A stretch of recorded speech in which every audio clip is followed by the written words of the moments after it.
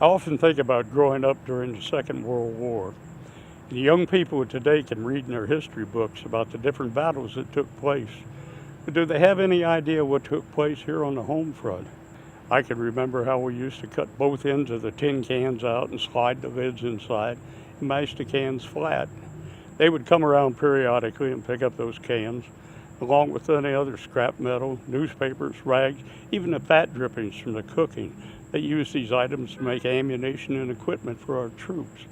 And if you were patriotic, it was no big deal. Everyone was patriotic. They loved their country. And you know, you couldn't go to the store and buy meat, butter, sugar, coffee, chocolate, even a pair of shoes or tires, batteries, gasoline for your automobile if you didn't have the right ration books or meat tokens. But again, we were willing to sacrifice.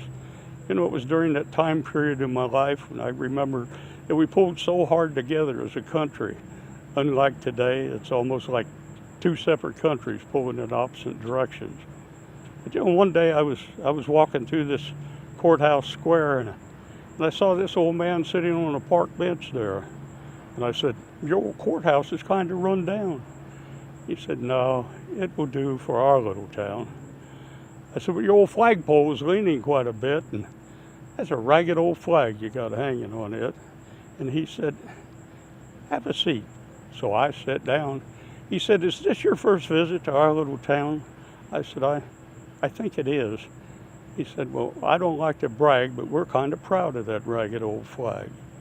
You see, we got a little hole in that flag right there when Washington took it across the Delaware.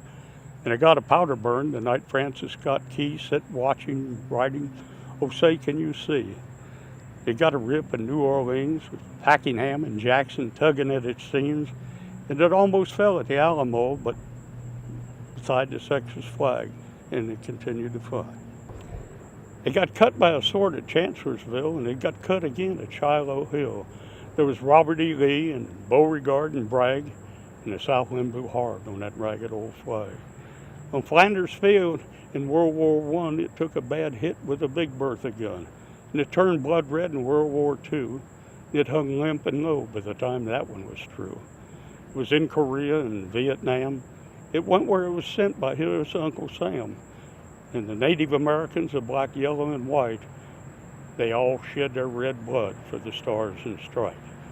And here in her own good land, she's been abused, burned, dishonored, denied, and refused, and the very government for which she stands has been scandalized throughout the land.